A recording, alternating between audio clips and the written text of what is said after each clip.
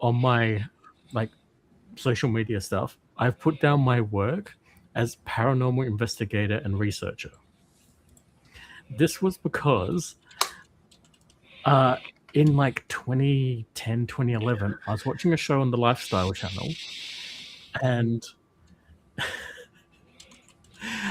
they repeatedly had this one person on this like show about ghosts, supernatural, cryptids stuff come on, and this person kept being referenced as like a supernatural paranormal investigator, paranormal researcher, paranormal expert. Basically, they were their paranormal expert.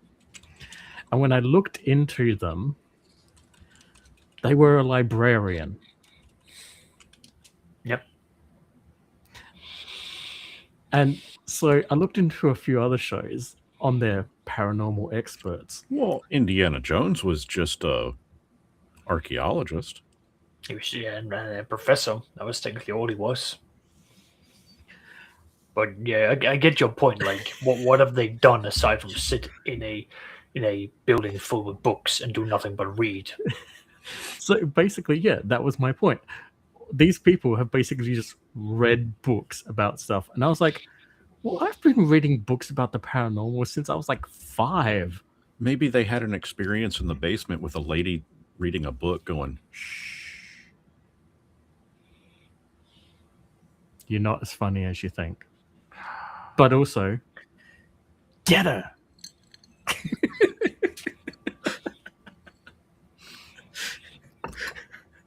Get her?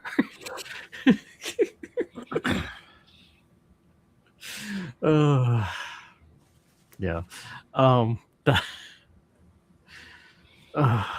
Yeah, that's always stuck with me, and people, especially when like I've had to add people on Facebook and stuff from like the parental friend group from the kids at school and stuff, and they've been like, you're a paranormal investigator and researcher? I'm like, so I've had to keep explaining this, and it keeps coming up. It came up Friday, and so it's just like it's been on my mind again. So yeah, it's got nothing to do with what we were talking about before, though, about the Mormons. Yeah, I mean, hey, That's right. This is your latest obsession. So, you say okay. The Mormons are my latest obsession? No, the paranormal. You dunce. I mean, if they were going to be my latest obsession, then really Gersh should be on the panel today, but who knows where he is aside from lurking in the comments section, apparently. Is he in the comments section? Yeah, he's already commented on the video.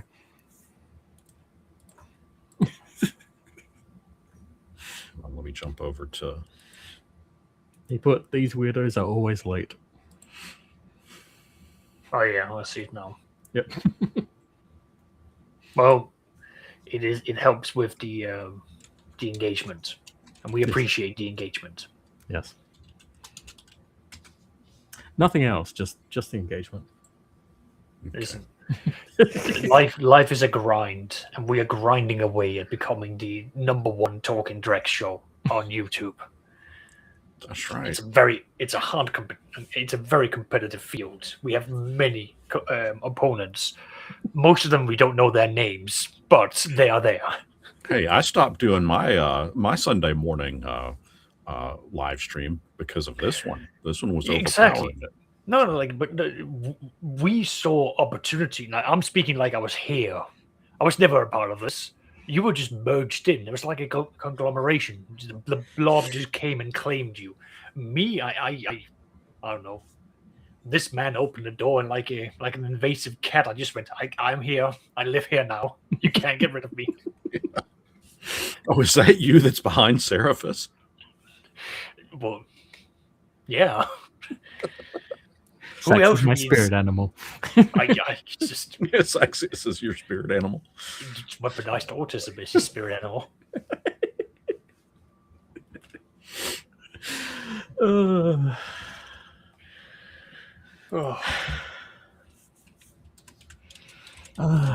But yeah, so did I press live before I explained about my No Man's Sky woes? Or No, we haven't heard about the No Man's Sky on the stream. We've heard it off stream, how you've lost your ship and you went up against someone that was several classes above you, destroyed all your hard work, and then, mechanically laughed upon you, harvested your tears, and went away. No, they didn't get my tears. I managed. I was able to pulse jump out of there before they got me. Otherwise, I would have been pissed. Because they got my other ship too. So I'm stuck on my starter ship and not the solar ship I made because I was able to get some parts and put together a sweet solar ship. Well. So yeah, that's my ship.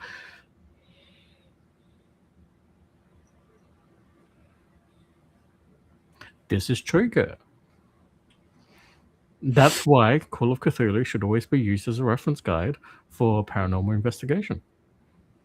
Have you lost the will to live, or are you about to start harvesting someone's organs, or are you about to start harvesting your own organs? If the answer is yes to any of these, paranormal.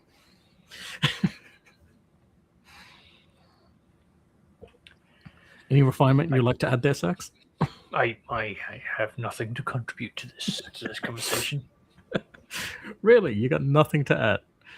Will coffee be supplied?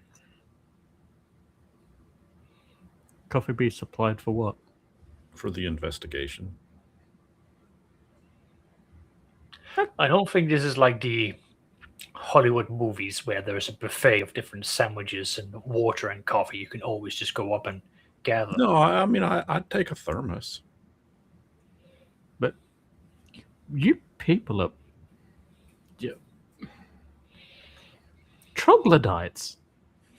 My God. But I like coffee. That's fine. But that just means we pick up some on the way to the investigation. Australia has a fantastic coffee scene and cafe scene in general. You got to try it. Because here's the funniest thing: the common complaint that Americans give to Australian coffee is that it's not sweet enough. You just add sugar. That's where you lose me. I don't like sweet coffee. Exactly. We don't do like sweet. Yeah, I like it black as midnight on a moonless night.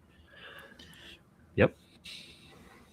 We have a coffee comparable to Italy's cafe and coffee scene. So I love the. That's how I like my coffee. I don't want sugar, and I mean, there's a time and place for that, sure, but for the most part, I like it black. Now I do like it iced.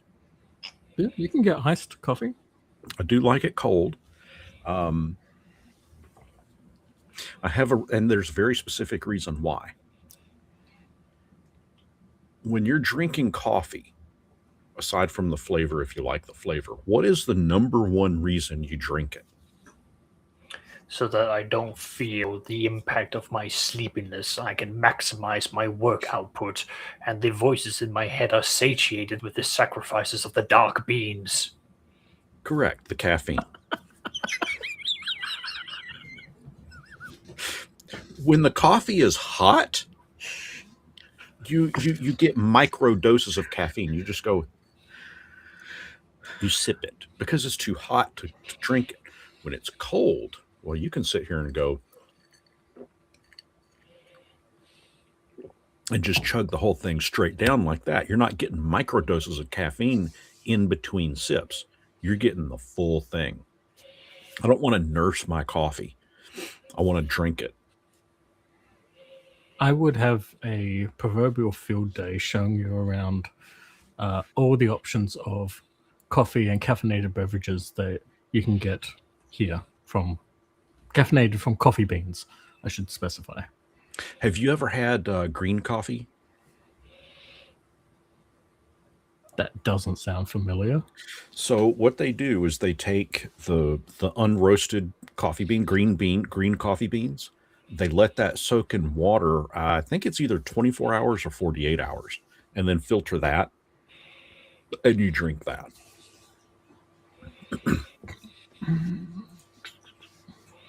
Let me see whether it's actually something that.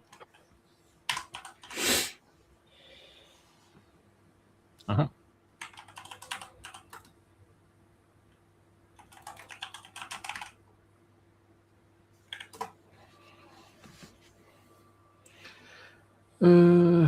I mean, we've got greenbeancoffee.com.au. Yeah, that's probably a similar. Oh, Witham's Coffee does green bean coffee.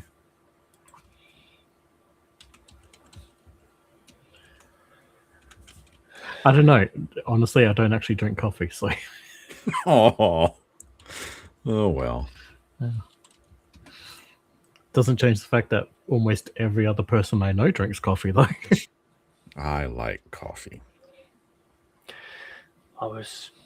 My wife has sort of forced coffee to be a part of my life now. Isn't she a Pom? Excuse me? She's British, isn't she? Yeah, she is. Yeah. She's not a fan of tea. Really? Yeah. That's Coffee is her go-to drink. How did that manifest?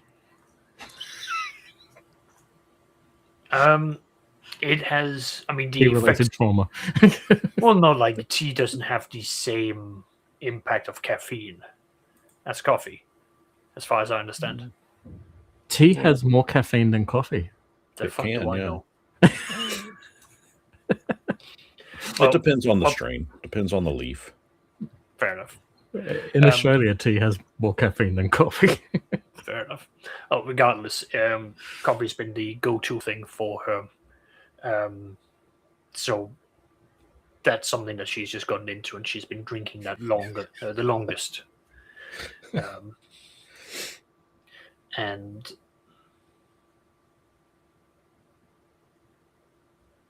let's see, Brian is girl is busy in the comment section. Yeah, that's what I was laughing at. Caffeine should be cold and carbonated as God intended. You mean Red Bull? Or Monster. When that. Yeah. Anyway, so yeah. But that's for my wife. That's what she primarily drinks coffee. I got introduced to coffee from my grandmother on my dad's side, because in Jutland, in Denmark, there's a very strong cultural thing of coffee and cake, which is something that originated historically back when Germany invaded Denmark. Not in World War II, prior to that with the Prussians, because they made beer illegal. So when the town halls would be happening, there would normally be beer served. So they were like, "Oh, we can't have beer. We'll just have coffee instead, and we must have cake." So cake and coffee is a big culture in Jutland. Something that my wife loves when she was introduced to that. The concept of, if you have people visiting, you must have cake and coffee at the ready.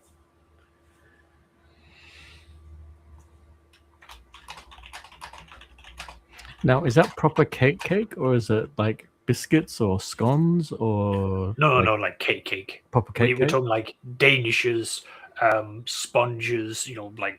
Like actually, you go to the bakery and you get like proper pastries that are made for this, or you bake an actual cake that you then dice out. It's even something, again, my wife is very deep into like the murder mysteries and that sort of thing. And she found one on Netflix where they were going through some murders that happened in Denmark. So she watched that with the subtitles on, but like on several occasions when they were doing like, oh, the police is asking for the public to come out and help do searches, as a part of the appeal for people to come, they will say like, okay, come in, we're going to arrange the coffee. If other people can bring the cake, we'll make sure that we can get all of this done. So they make it sound like, okay, we're going to go, we're going to help. There's coffee, there's cake. We'll get this sorted. That wasn't one of the Harlan shows, was it? That sounds really familiar. Yeah. No, not as far as I know. Okay. There's a, I think he's more British, but there's a series on Netflix, several series on Netflix by an author who did books. And I'm pretty sure his last name is Harlan. Might be Hammond. I don't recall exactly. But the shows are all really good. And they're all kind of murder mystery type things, whodunits. Oh, so the ones I'm talking about are real life murders. Oh. Okay. No, this is not. So, I can't watch that kind of stuff. Yeah, my wife loves it. Mine does too. I can't handle it. I'm generally not interested. It's usually far too depressing. It's too depressing, and it turns my stomach, and it just causes me to burst into tears most of the time. I can't handle it. Yeah, it's because it's real, and you know these are real people. It just changes the perspective, at least for me. Yeah. So the few times I've watched, it's been the few ones where there's an actual good resolution at the end, which I'm quite happy about. Like the person gets caught, they get served justice. Most people go through therapy and they come back and say, okay, I've recovered. It's been X amount of years. I still have certain issues that's caused from this, but I am better than where I was when my world came crashing down. It's like, that's good to hear. Like I do like some of the options.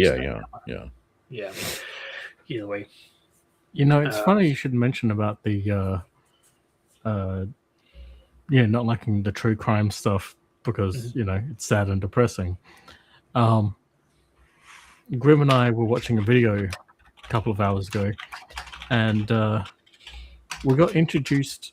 It was talking about school shootings in the US since Columbine, because Columbine is the one that kind of the pivotal point. Yeah.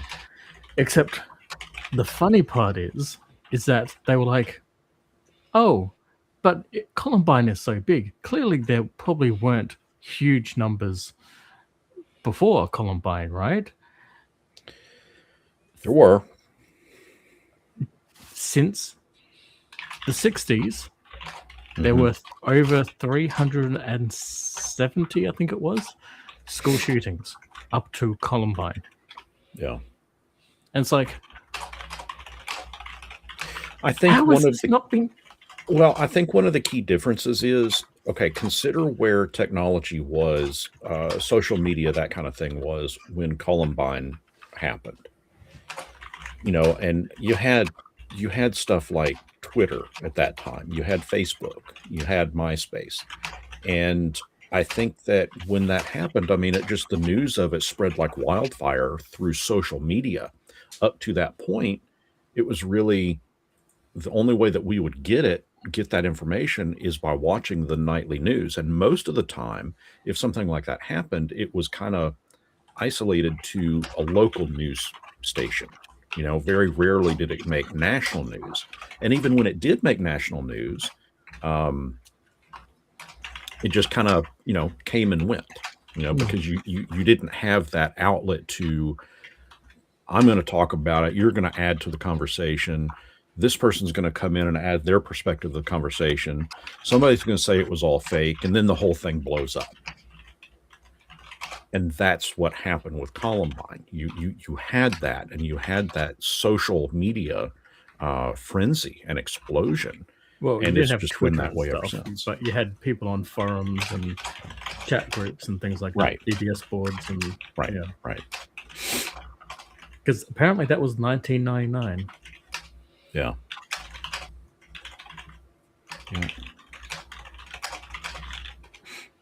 And just 3 years earlier, we had Port Arthur. But I'm not going to get into that.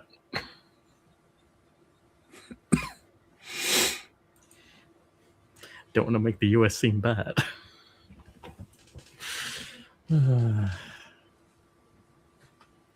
But yeah,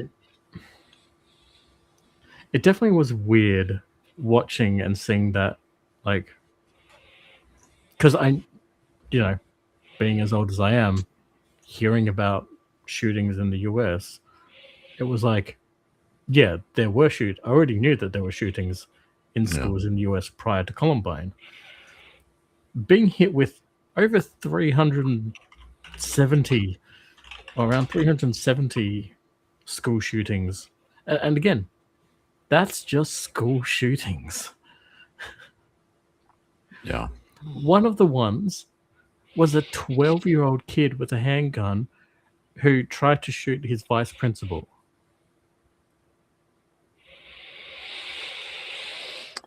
Yeah, I mean, and that's a clear example of society combined with the system failing.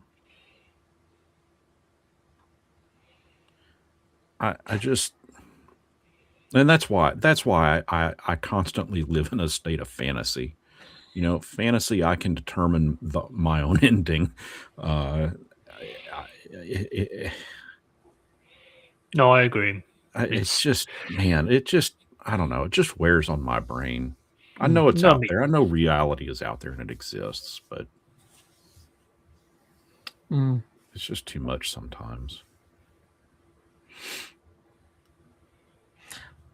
But what's interesting is then taking not specifically these type of things, but like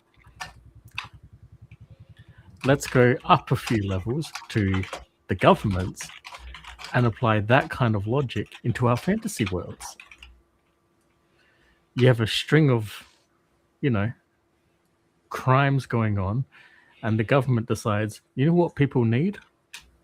People need access to more swords in their fantasy kingdoms. That will solve the problem.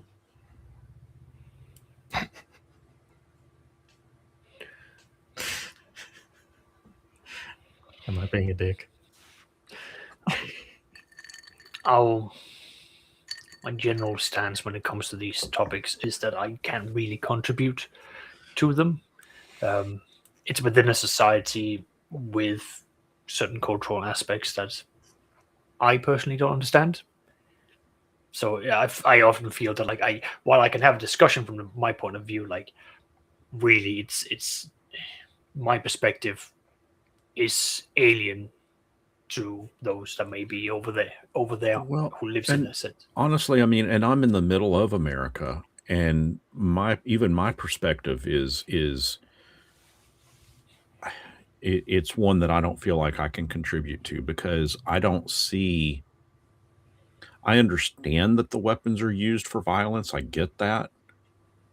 It's not a, that's just not a thought process that goes through my mind. You know, I don't see it as, I'm going to pick this up and I'm going to just go cause mayhem. I can't, my mind doesn't see it that way. You know, I know that folks out there do that, but which the people who do it, there are underlying problems, like there's mental health issues. Some of them have cases. Been, and there's also the whole thing of some of them feel that they've been bullied and they've now been pushed to the point of where like they are in that dark mental space where it's like, well, this is now the only solution. There are some number of things where we could go on.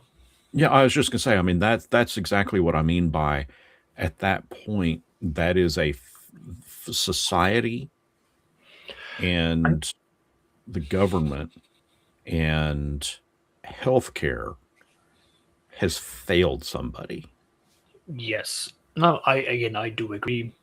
My perspective comes from the European mentality, specifically the Nordic mentality. I know it's funny surface, but no, because like we share that here. Yeah, exactly. And I'm aware that like my country, like 5-6 million people, and we are like Denmark is quite focused on that. And if you go through like what we do, there's so many safety nets that's out there. I'm not saying it's perfect, but you can definitely. I believe that there's been those additional steps that's been done to try and help, even by the UK standards. even though the national health system isn't seen as being the greatest, it is there. There is help of one way or another, and it's something that my wife has benefited from. She's also had to deal and struggle with certain aspects, and help was eventually received once she went through the process. But that's difficult when you turn around to a country where there is 360 or 370 million people across the equivalent of a continent. Yeah. From my perception, in a country which has divided itself down into smaller states who self-governs, who then also have to manage individual counties that also have got their own ruling. Yeah. That, to my perception, it means that you're putting so many filters of resistance Exactly. from such a thing, because again, I understand historically there's a reason why that was set up. And from my perception, my perspective is that the world has moved in a direction where such filters, while there is good to it, I'm not going to sit and say like that it's harmful purely.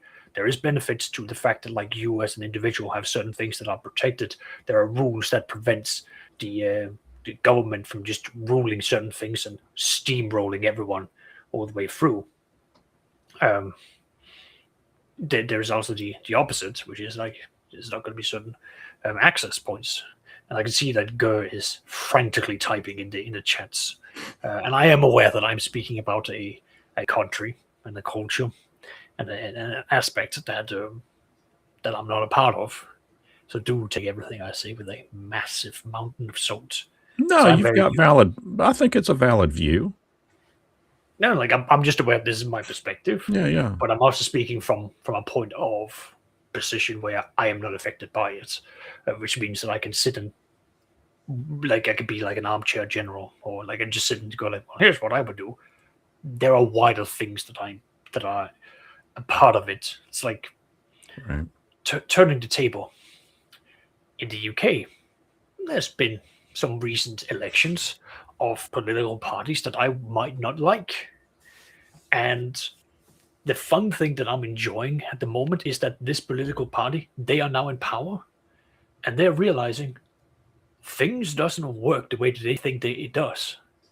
And there are checks and balances that they now struggle to get through, and they have to present themselves in front of committees where they look like absolute idiots.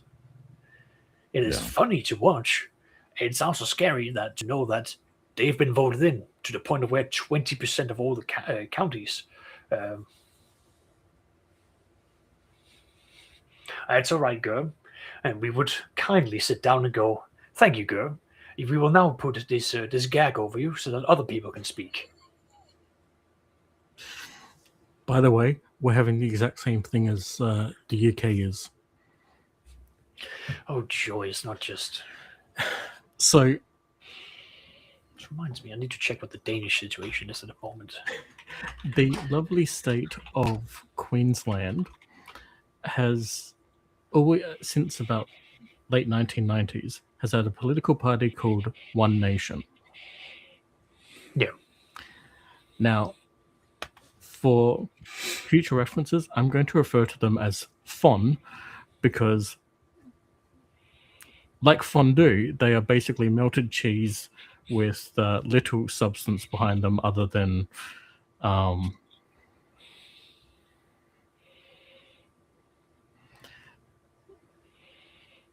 nice entertainment. So FON has recently been gaining a lot of traction.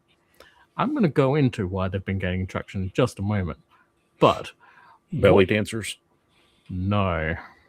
Strippers? My God, you are so far from their angle. Oh. Yeah. Oh, yeah. Yeah. No.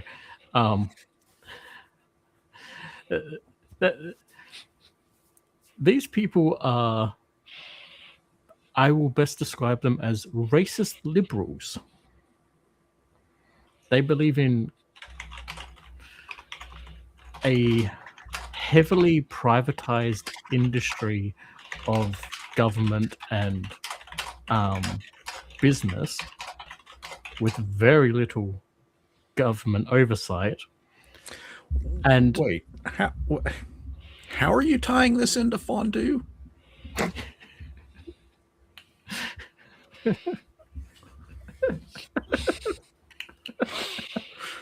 I'm confused.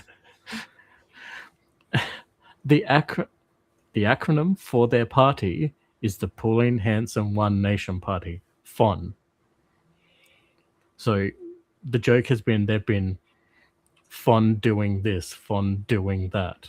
Oh, okay. Yeah. So I FON. guess I missed You had to be that there. part of it. Sorry. You okay. had to be there. Yeah. Anyway, Damn, I thought we were about to start talking about food. we can talk about food right afterwards if strippers. you want. Oh, we can always talk about strippers. Oh no, I can't because Pornhub got banned in Australia. What? Most of those places are banned here too. Mm-hmm. I mean, it's not banned. It's in the UK. It's just, would you like to hand over all of your personal data to a third Well, yeah. party? Yeah. So, Oh. I mean, at this point, the UK is just like, hey, we'd just like to harvest all your delicious information to third parties who will definitely be hacked. There's a couple of porn websites that are available like that here in Australia, but Pornhub is not one of them. They've just completely denied access to all Australians. Just a flat. It doesn't matter if you had a verified account prior to the law coming in. You can't access Pornhub. And I just bought a lifetime membership. Can I get a refund? In Australia, yes, you can, thanks to the ACCC. Wow, nice. Yeah. So we have consumer laws. It's great. Pretty sure Sax knows about consumer laws. Mm-hmm. Yeah. But yeah, so Fun recently has found them. They accidentally put a pickle in their fondue, let's put it that way. Where they decided to I'll try to make as many food references as I can for you, okay? So one of the things that happened last month was the new federal budget came out. A lot of lettuce then. Huh? A lot of lettuce then. Oh yeah, tons of lettuce, practically turned vegetarian, right? Fon decided that they could fondue better, and so gave a statement, let's call it that, on a radio morning show. It just keeps getting better. So basically, in this instance, they started their fondue party by inviting the town crier over, and then proceeded to what's Zach saying? And then proceeded to state how they would make the budget better, or make the lettuce better. And what has gotten them into trouble is that they funded this by accidentally saying a few quiet things out loud. Forgot that the mic was on. No, they couldn't have forgot that the mic was on because they were in the middle of a conversation. Oh. So they just kind of said how they would tax the poor more, give basically full tax breaks to specifically mining companies, and then just would turn Australia nuclear, which, granted, we have the largest uranium reserve in the entire world sitting in the outback. It's kind of funny, really. But, and here's the great part. So I'm in South Australia. 70% of the state's energy needs are met by wind power alone. Solar makes up the other 30% via home solar roof panels, as well as solar stations set up on like buildings like shopping malls and things like that, right? Right. So there it gets, so once you get to that, all our other solar, wind, and hydroelectric stations are providing an additional 60% of the state's power requirements that we export our power to other states. Okay. So we're practically, well, not practically, we are entirely green energy, renewable energy functioned.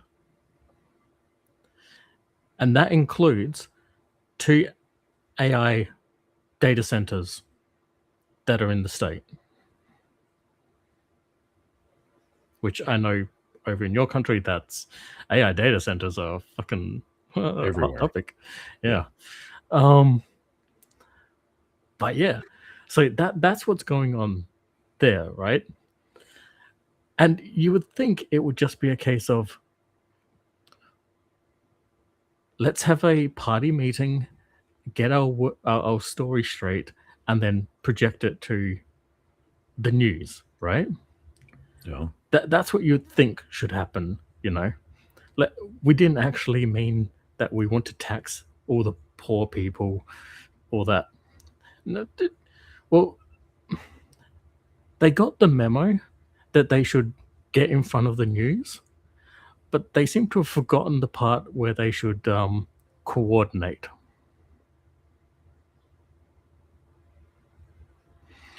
So, since the party went federal, they've got members across the country, and they all kind of got in front of the camera and started talking. Okay. And they kind of made their situation worse. Like doubling, in one instance, doubling down harder, it almost mimicking a Guardian a news article about how the budget was bad because it would mean that people wouldn't, because it would start taxing trust funds, right? Which means that people wouldn't be able to allocate $1,000 allowances to their children each week.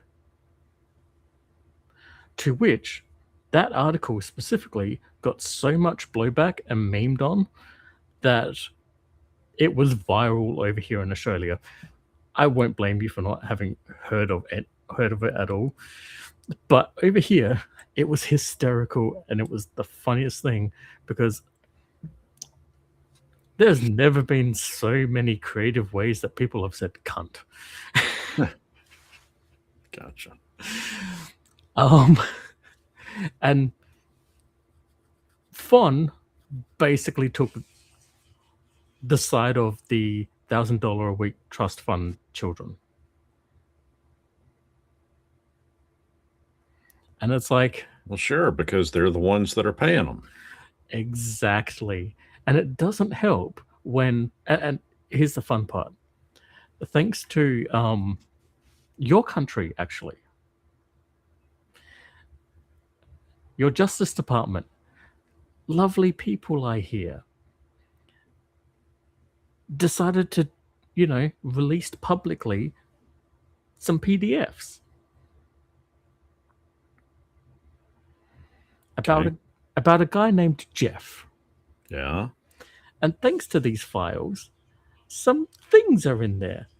And here's the annoying part. It doesn't seem like our news wants to talk about what's in those files, because it really damages the people they keep trying to lift up.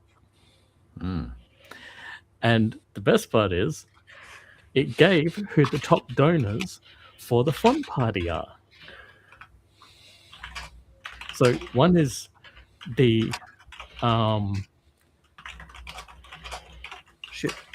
what are they called? Hancock Mining Corporation Group. Gina Reinhardt. Now, Gina's a special kind because she really sets the tone here, because she is really in love with this thing called Marga. I don't know if you've heard of it. Sounds stupid. So she's really in love with Marga, basically.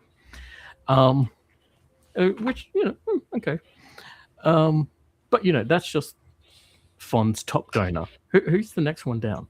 Oh, that would be this fun group of activists, really collectors, really, called the NRA of America. Right? Okay. And then the third one. Now, the third one's interesting because they're a business that doesn't really seem to have any, business. And when you look into them, it seems like they have a money trail that keeps going back to a place called Langley, Virginia.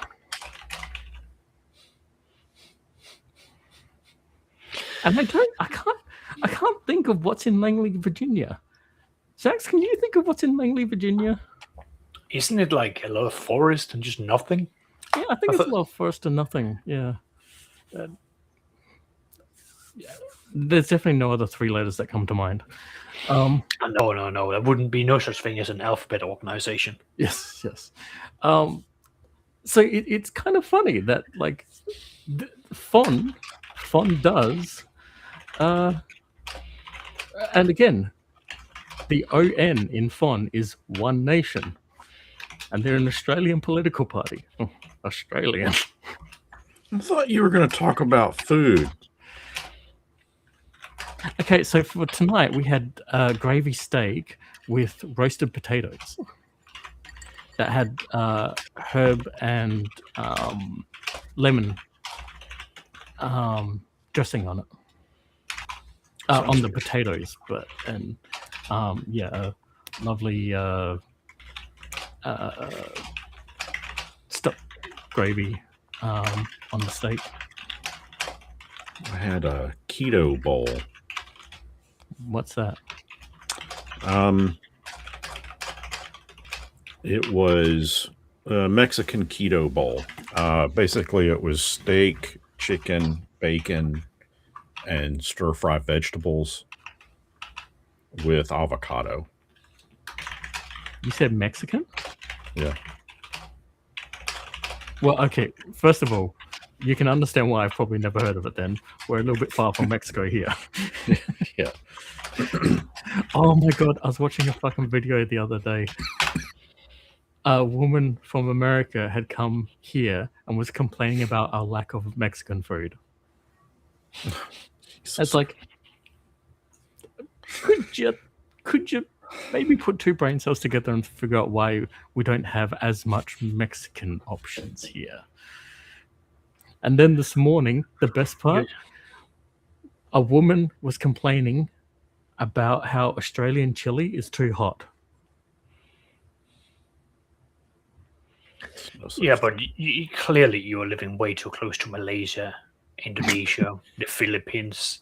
Why would you not import such authentic experiences as South American spices?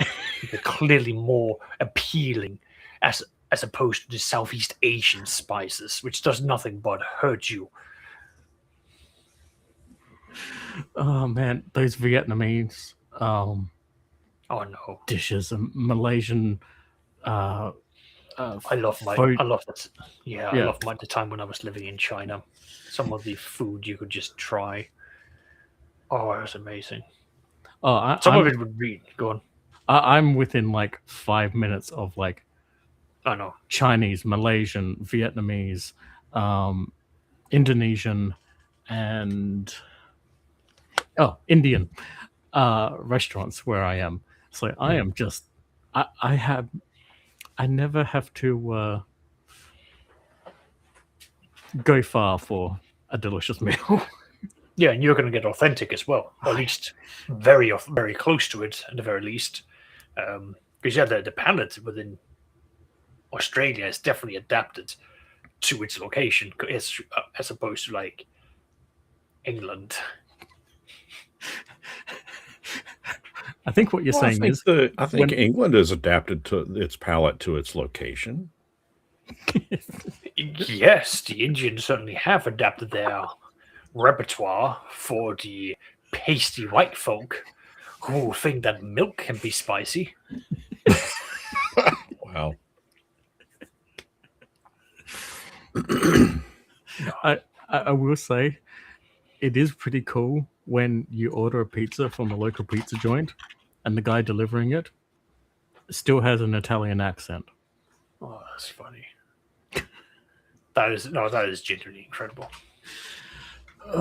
Which has basically been the common thing all over when I've lived pretty much anywhere.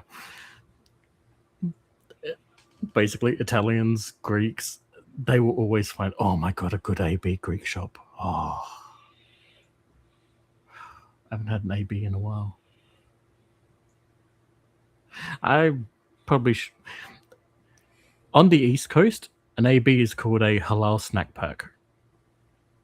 We South Aussies call it an AB because we got told off for using the other name for it.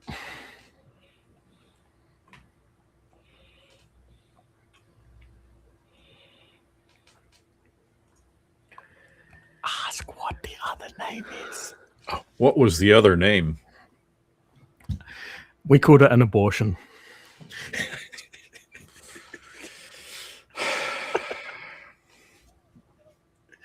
AB, abortion. Come on. Yes.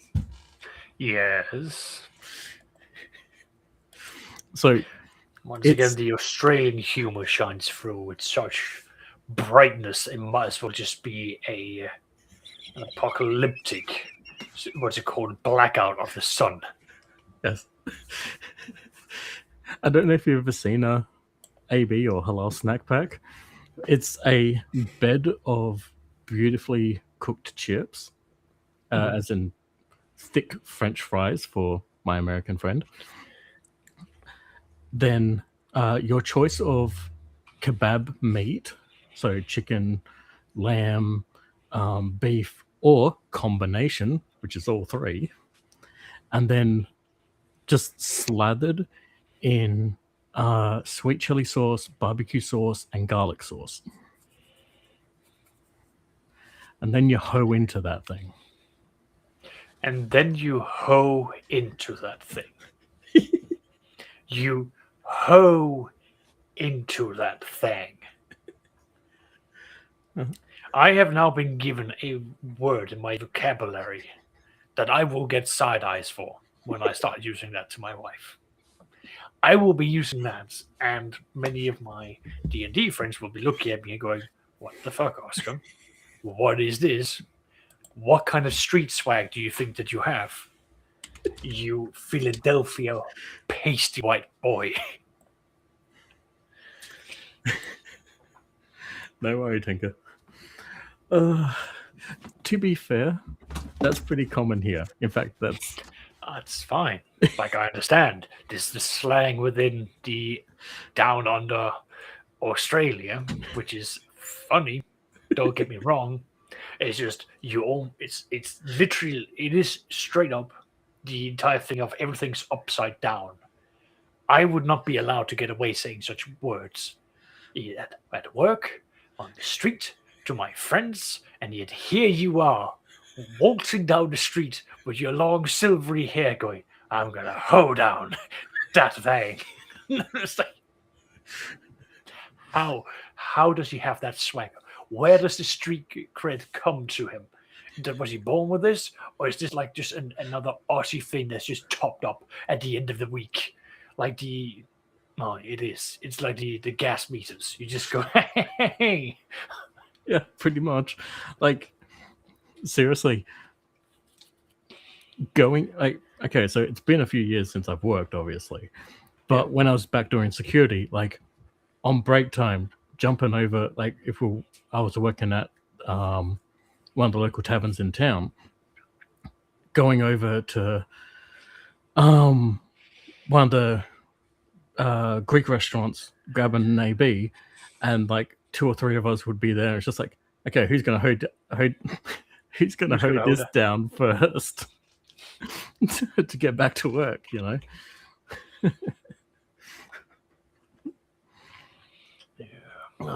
But yeah, no,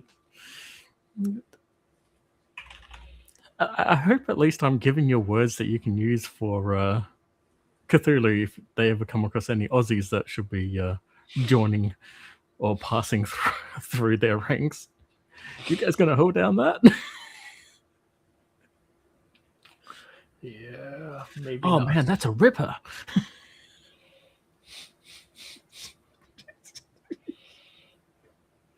So the group had the option of making an Aussie. Yeah. Instead, I've got a German, several Brits, a Scots, and an Irishman. See, that's basically an Aussie. So it's just The Irishman has been doing nothing but like keep his hands in his pockets, which in the 1920s was the equivalent of giving the middle finger to anyone of authority within England. Because I'm aware. Good. So he would constantly do that. And every time people were like, hey, you should go do this, he will go over, he will do it, minimum effort, no input. He was even given, like, when the events were taking place and, like, ghostly apparitions were seen on pictures, he would go, what's this? Oh, I don't care. And he would go over, like, just nonchalantly, just be like, here, like, hand it over to someone. Because he was asked, like, well, why does this character have this shadowy figure behind him? Go and figure it out. So he wouldn't even go and ask questions. He would just go over, hand the picture to him, and go, here, this is for you. He's like, why are you giving me this picture? It's like, I don't know. That's for you to figure out. And just leave. Just like, did not give a fuck. You'd be told, like, you now have to go or be on lookout for storms.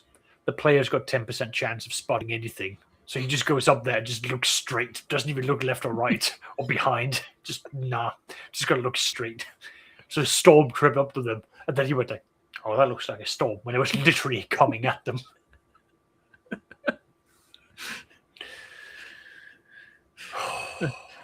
See, if I was playing that character, I would have waited till like looking ahead and looking at the map, like because I assume we've had like a map or something he probably had with him.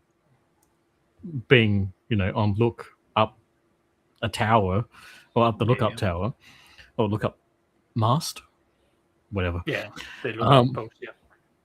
Yeah, and just like waited till it started getting wet and then be like, I think there's a storm coming.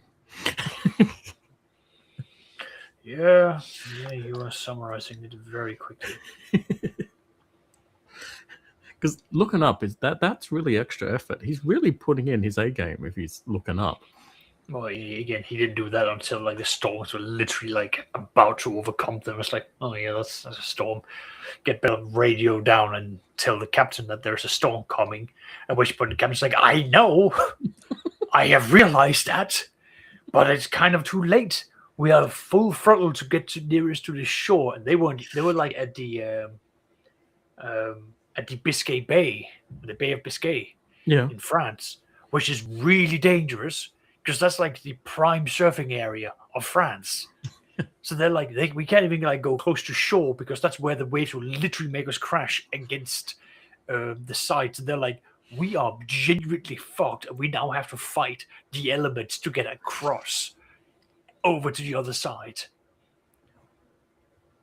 most of the players ended that session going, we genuinely thought this entire campaign was going to end because that player didn't pay attention.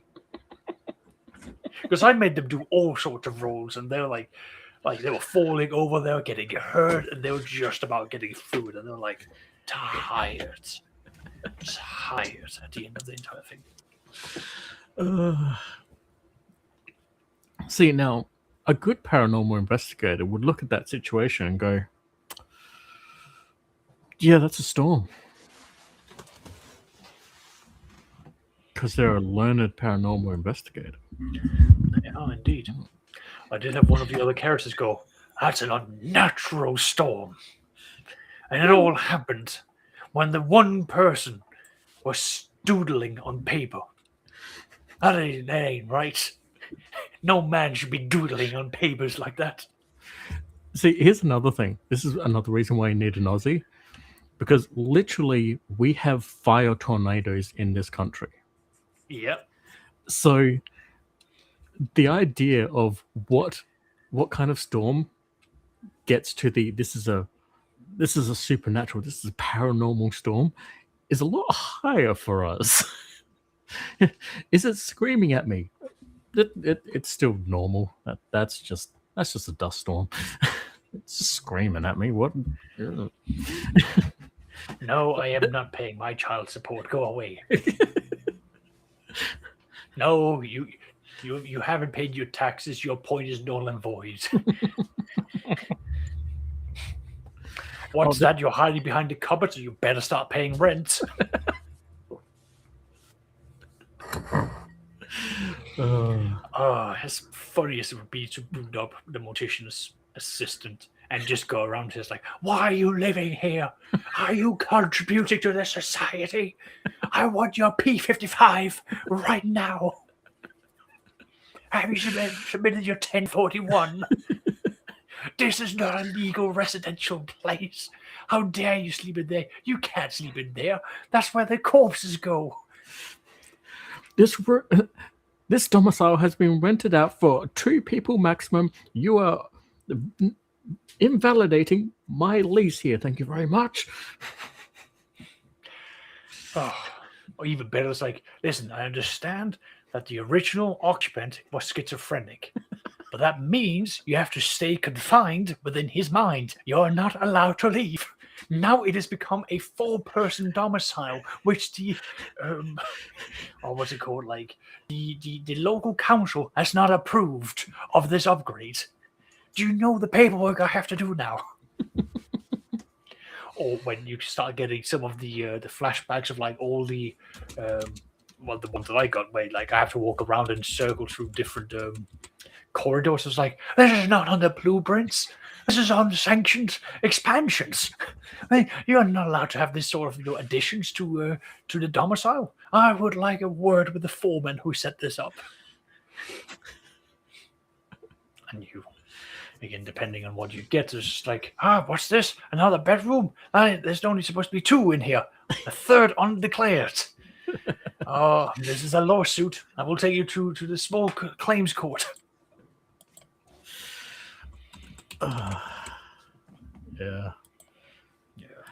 Although, actually, side commentary, but still on Cthulhu. I watched Seth Skorkowski's most recent video. He reviewed Cthulhu by Gaslight. Mm-hmm. And apparently in that, it basically has rules for like active magic and shit. All right. And I was like, wait, so the players would be able to... That's awesome. Where's that? Oh, man. But yeah, now I have to reprocure my library of Cthulhu that's legitimate.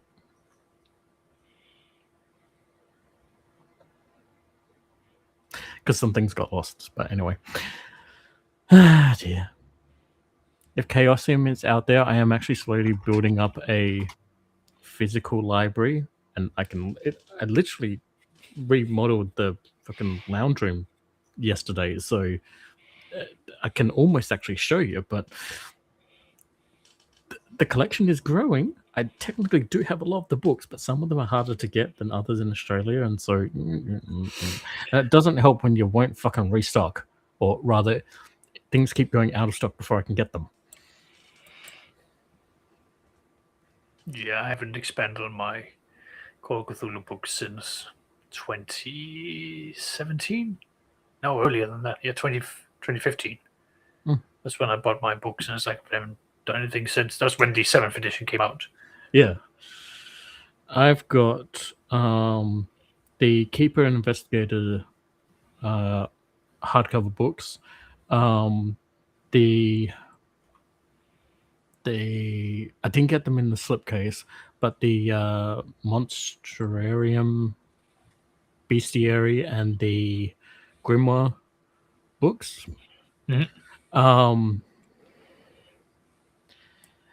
And the other 2 books that I'm trying to get is Terra Australis, obviously, because I really want to see what they've done with that since the 1st edition one. And what's it called? The Sandy Peterson monster book. I don't think it's a legit one, but it's got like all this like different design artwork of all the mythos monsters in it, and like with very new, very different designs and things like that, but kind of keeping in line with what they are. And it's very interesting to have that, and also have the designs from the the Keeper's book and the Monstrarium book, because like one lot, this is something I got from Skolkowski as well, you could use one book as like what people think they saw, and then the other books or the other book as to what the creature actually looks like, to kind of create this whole what does it look like to you which I thought was really, really cool. Are you looking it up? No, I got an email from something else, and I needed to quickly see like what was going on with that. I do apologize, but I was following along with what you were saying. But yeah, I like that kind of idea of playing around with, you know, what people think the monster looked like, or, you know, what they said it looked like and someone drew it up, compared to what the monster actually looks like when you see it yourself. Or play with the idea that maybe both are true. It is Cthulhu after all. Oh no, yeah. And again, like, it's not like there is like a one way that everyone perceives what it is that a monster could be like. You know, one person might be seeing it one way because, again, their mind might not be able to comprehend it. So like the mind substitutes out like what it thinks that it could be. And then another person is actually able to comprehend what it is, but like then their sanity drops. So they're describing something completely different to what the other person was describing.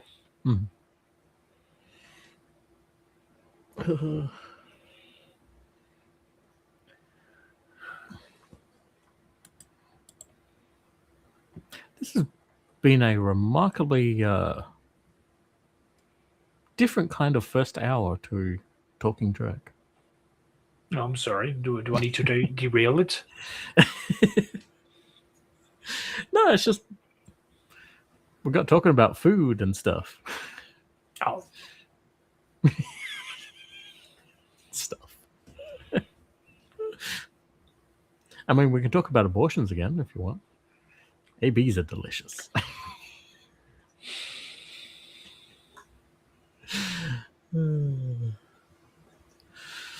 Oh yeah, so how has the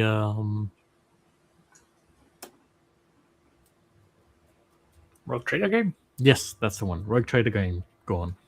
Sure. So so last session we didn't have a game because effectively I kicked the rogue trader because he wasn't showing up. He wasn't answering. Oh, well, it made me annoyed. So someone else basically said like that they would retire their character. Some of the other players, like the navigator, the seneschal, basically said like, okay, well, we will make secondary characters because every time that we go down to like a place that's dangerous because we are bringing characters that are really important down there, that technically puts the entire ship at risk, and it doesn't make sense that we do it. And even though we as players want to go and be a part of the greater stories, it doesn't make sense that the navigators or the very important people go down there. So they're making secondary characters to basically hop down and do things, which is good.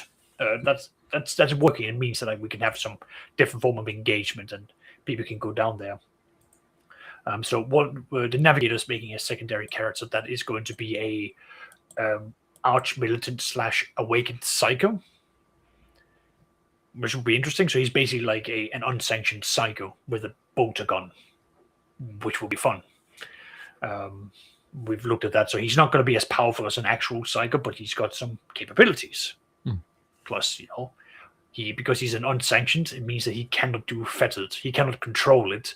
So there's a risk that things will go bad and psychic phenomena will happen.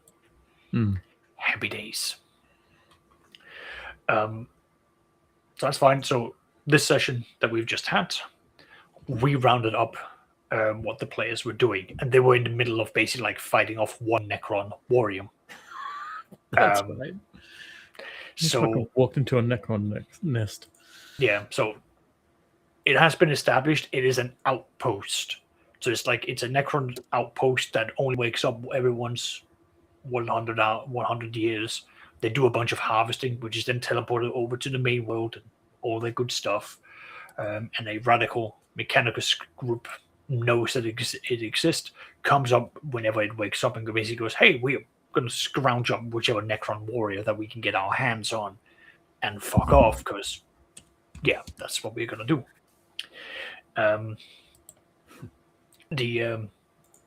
So the players found one of the sarcophagus of the warriors who was in the middle of waking up. The tech priest immediately grabbed the Gauss gun. I was like, oh, I'm keeping this.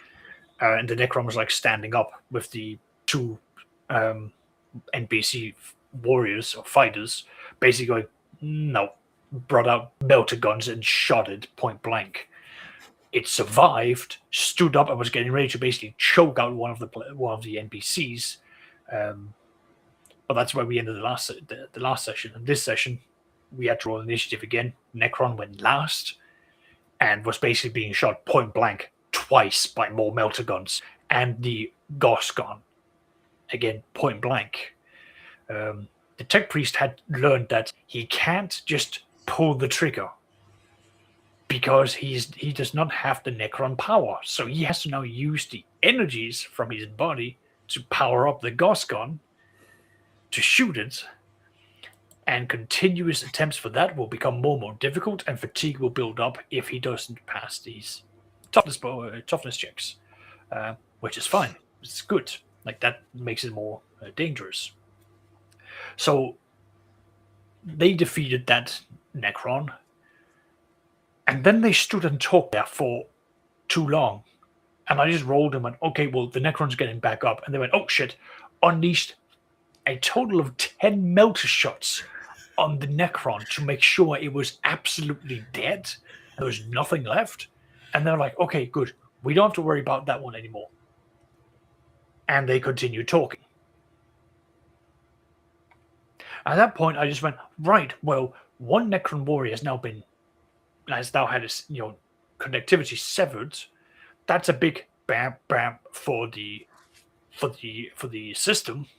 So they've now gone, gather up a horde of scarabs to go and fix it and find out what has happened. And the players, thankfully, having their auspexes turned on, go, there seems to be a large concentration of energies approaching us at a high speed. Should we leave? No, exactly. They actually spent one full turn talking more. until until I went, okay, they've now covered from being 30 meters away from you. They're now 15 meters away from you. And they went, oh shit, they're moving quickly. And I just went, you've got one more turn before they close in on you. And they went, shit, we're gonna run and we're gonna put up a booby trap. I'm like, great, which one of you has got demolition? Not one of them, except for the NPCs. So I had to roll in secret whether or not that NPC passed. And Seraphis, do you think I am a lucky person? Not when it counts. No. So they have left behind a dud of a booby trap that has done nothing. And they've run all the way back up to their camp and gone, oh, we probably need to get off the planet. Now, the session when all of that happened, the navigator wasn't able to attend. Real life things happened. Fine, that's fine. He did warn us. So he had now caught up, and I told him out of the between sessions, like, by the way, this is what happened, yada yada yada. So it was now his turn. He was like, all right, well, Oscar, here's what I know that's happened. Let's just set the scene. Set the scene. He's like, right, well, I am angry that they've gone down and kicked the Hornet's Nest, which is Necrons, and based on the information I've gathered and my rolling my forbidden law of Xenos and getting 6 degrees of success, I understand that this is an outpost. It's not like they're going to have horrible monsters that's going to be flaying us alive. Fine. But the dangerous thing is that their defense protocols has been initiated. And they're now about to go, what just happened? And they're going to be trying to figuring out what happened before they go back to sleep.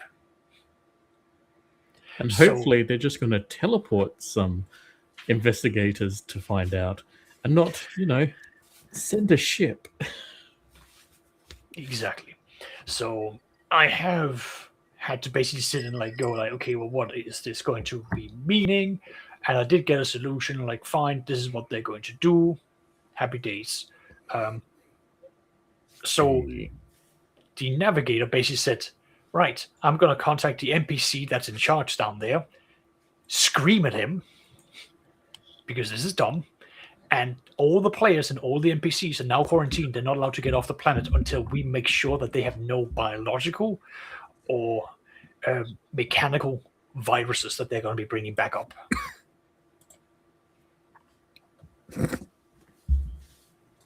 Oh, yeah. 10th edition added those really nasty cyber viruses of the Necrons, didn't they? They did. Oh. They did. See, you going into the Necron tombs is now no longer just it's just going to be us versus the physical manifestations of hyper-technology. No, it's now going to be, we may be infected and become carriers of viruses that can get back up onto the ship and literally wipe it out, or turn the entire ship against us. Or turn them into those fucking cyber zombies. Mm-hmm. So the navigator ran over to the NPC Magos and basically went, hey, this is what's just happened. I rolled for the Magus, the NPC Magos' understanding, who just went, oh fuck, oh fuck, oh fuck, this is fucking scary. Pardon me, I am going to be taking charge of the shit down there. Navigator, can you make sure that if things go awry, those guns are pointed at that specific location, because there is no fucking helping it if that's the case. So they go down there. They gather up, the expert human and the expert tech priest who go down there, and everyone's told, you are going to do as you are told. This is not a drill. This is genuinely life and death. You will be complying. So they're all segregated out.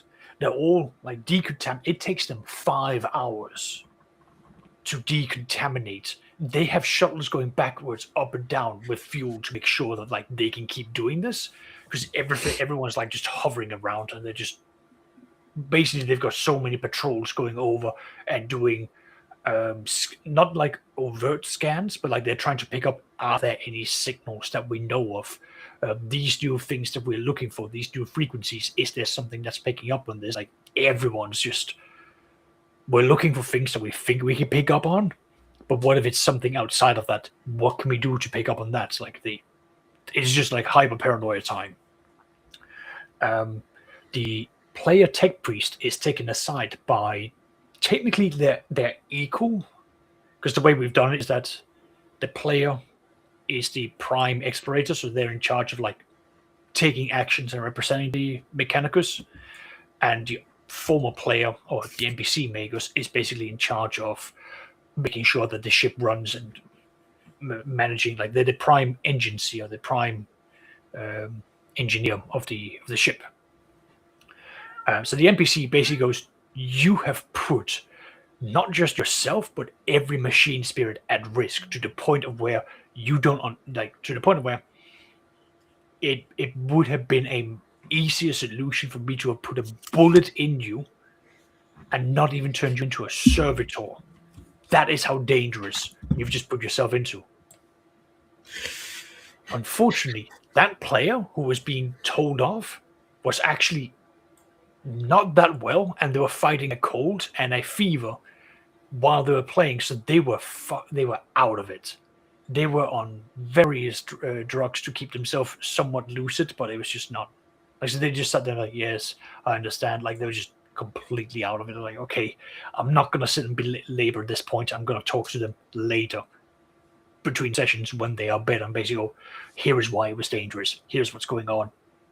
This is the dangers you could have done to the ship. And that tech priest was like, hey, I'd like to just bring a ghost gun on board. It's like, that's nice. You haven't prepared the ship for bringing such an item on board, have you? No. Well, there's your first fault. Have you prepared yourself for going into such a site? No. There's your second fault. Have you prepared anyone for fighting both the physical and the technological aspect of this? No. Okay. 3 strikes. We should technically have fired you. So that's being outlined there. The missionary had the entire thing of like, well, we need to be able to understand these monsters to fight them. No, they didn't have the full like Forbidden Law Xenos understanding, so he had this sort of excuse that he was just doing it because righteous anger, go down there, destroy the Xenos. And yeah, so eventually they're being brought back up. The navigator was like, I'm really angry, but I'm so angry that I can't address them directly, so I'm just going to be busy, do things elsewhere, and just send servants to convey my anger and disappointment if I have to. I do like the touch of if we knew what you were going to do, we would have just made you a freaking mindless zombie drone rather than let you continue on doing the stupid shit that you're doing. Yeah, it was. It's one of those things of like, I put it there because I would like the players to go and kick the hornet's nest. But the danger is if you kick the hornet's nest, because I have done a little bit of research into the Necrons, it's a bad thing. So it's like, as much as I would like to basically be like, ooh, go and do this. Heads up, Brian, when you move the thing around, we can't hear that. Thank you.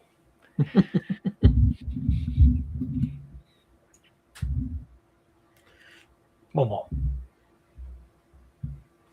There. Much better. You're a fucking cat. And yeah, I'm the one for cat. I know. I wish I had a So cat. the players eventually got back up, and it was then revealed, like the ship's stewards went to each player individually and basically said, by the way, the Lord Captain is dead. He died from what we believe to be alcohol, not alcohol poisoning, but like liver failure. Because it was like a regular thing that the previous player would say. It was like, oh, I always make sure I've got a bottle of X available for him. So it's like, cool, so your character drinks a lot. So I'm using that as the explanation for why he's passed away. It's being investigated, but it's just going to be a case of character abused alcohol. Now he's passed away, and the new captain, which is one of the other players who's retiring their character, is taking over. So that was addressed. He was introduced, the new character, and the first thing was, what are we going to do about the Necrons? To which they said, well, realistically, we don't want to give them any inclination that we are here. Monitor them, but stay the fuck away from them. Let them run in circles. Let them do some things. If they end up like killing some of the locals, do not interfere. We don't want to do anything. Like, let them run their course and let them go back to sleep. We now know where this system is. We know how rich it is. Fantastic. But this is a danger where we don't want to get involved. So his plan is, we're going to mark this as being our ownership, but we're going to make the Inquisition do the dirty work. I was going to say, it's funny because this kind of keeps in line with their whole Federation attitude. Mm-hmm. Because technically, this is kind of like kicking a Borg scout vessel. Yeah. If you get away quick enough before they can like really assess what happened, it might only be a local problem, and then everything goes back to status quo. Yeah. Assuming they don't fuck it up.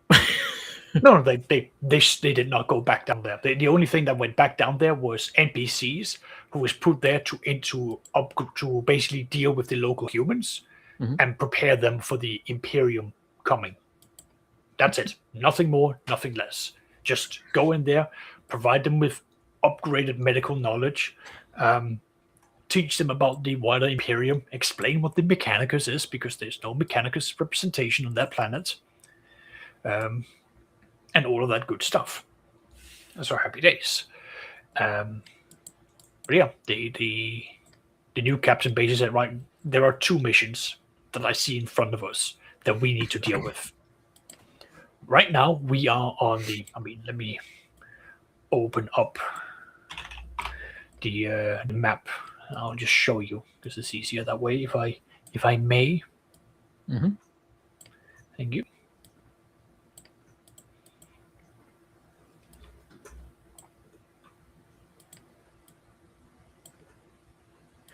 Don't know why I clicked cancel, but that's not what I meant.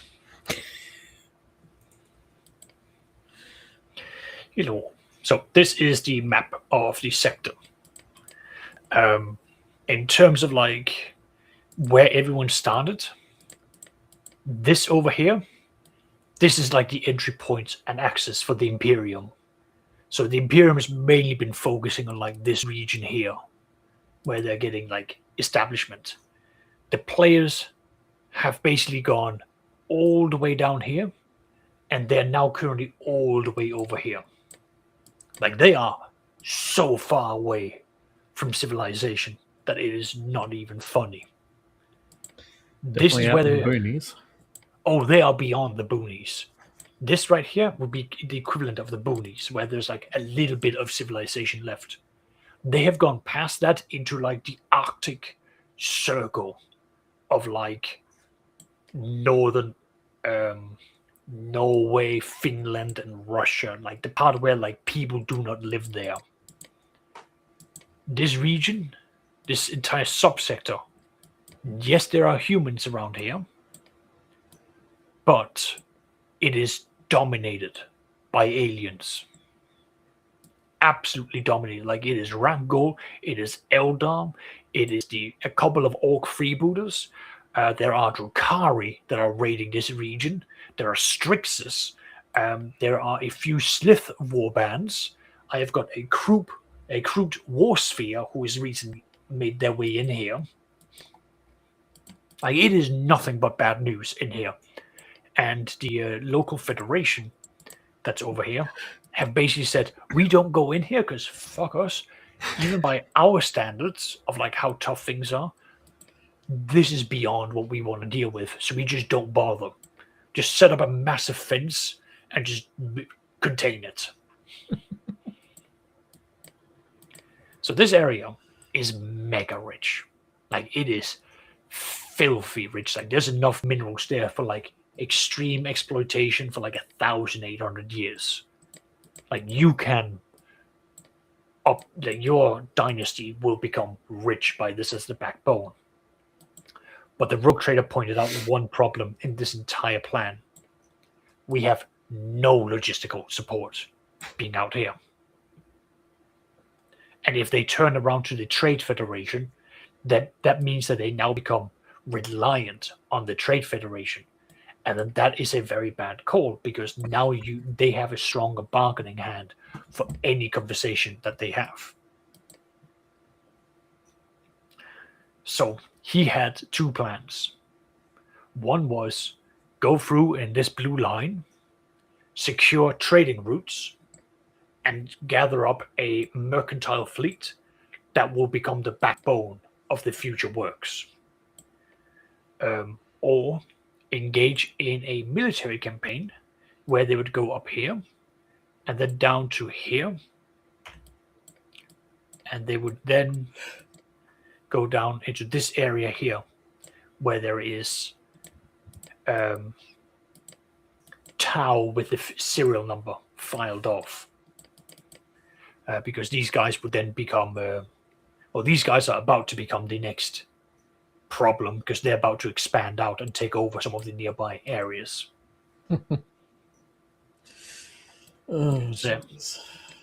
So the group is going to go out, they're going to do this, gather this up, and then they're going to basically take their free existing colonies, and they're going to focus on like expanding on them. And then the idea is that they want to secure all the planets in this region.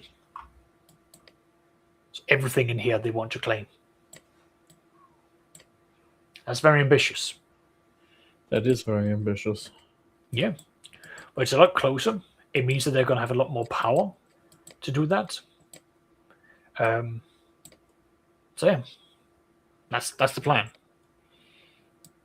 Now, this plan was brought out and presented to the players, where the new rogue trader basically said, right, here's my plan.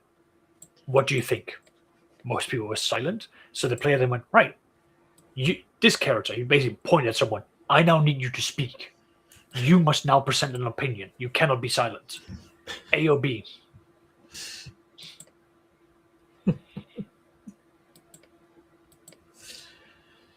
Let me guess, they went with B. No, they've gone with the mercantile method. Oh, okay. So they're not doing war. So they're going to be doing this to strengthen up their mercantile powers. And they're going to do that by basically having trade routes that only they control. Huh. Surprisingly smart. Yeah, again, like that's outlined for that. And that's what they're going to do. And yeah, when they came up here to Zagreus, which is one of the planets that belongs to this trade federation, they've met up. And they then decided that, okay, well, we have got a mercenary that's with us that we hired. Well, we don't need a mercenary. We don't need a band of soldiers coming with us for a trade routing. So they are going to subcontract this mercenary to the Trade Federation, who is currently dealing with a WAG in this region.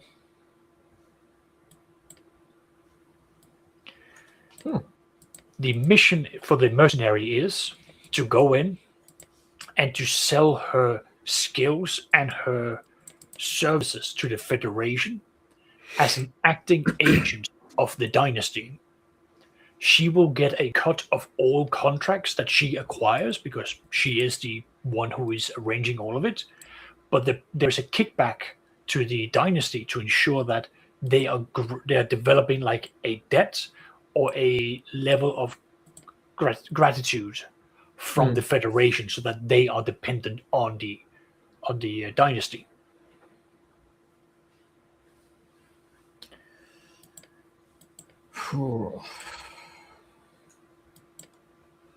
Questions so far?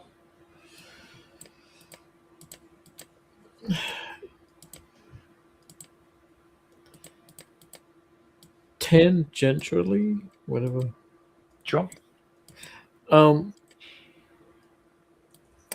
Are you keeping the boys to their traditional canon? What, like the orcs? Yeah, Mainly, yeah. Why? cool.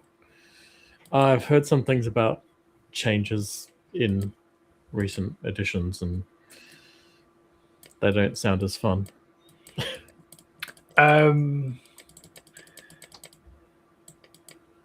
I can't say I'm too caught up with like the recent things that they've done with the orcs.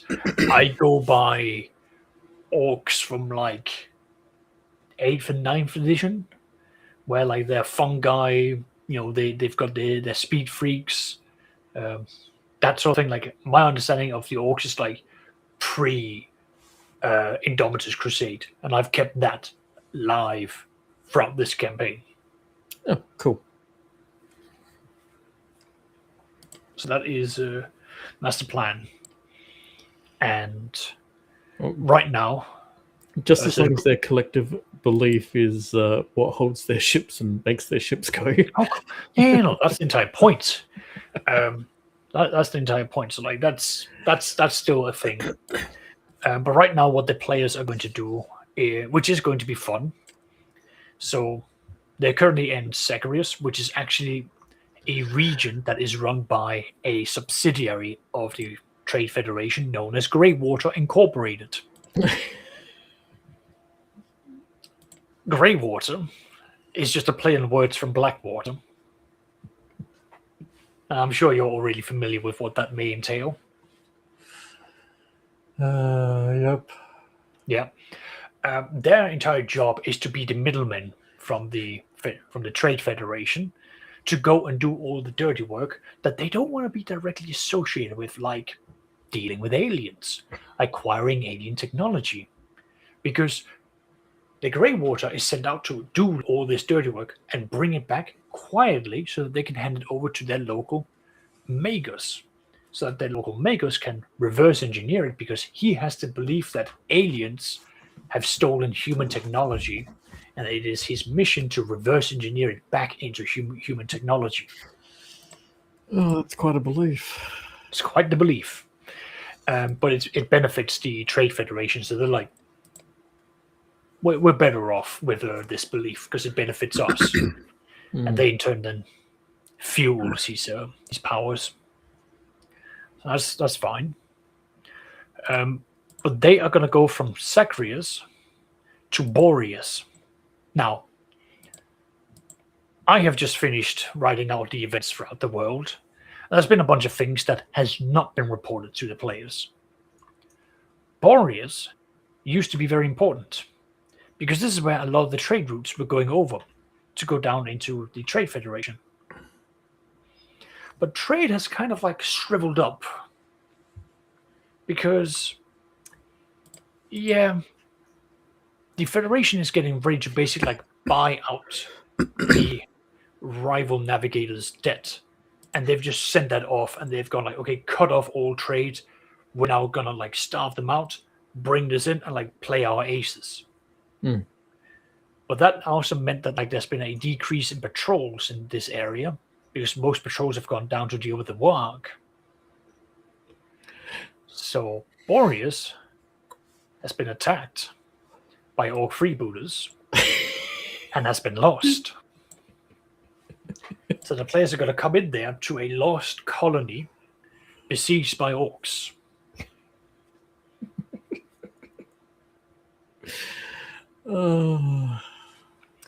And the people, the colonists there, are actually, there's going to be some survivors who are willing to basically say, we will throw away our alliance with the Federation if you will take us and if you will defend us.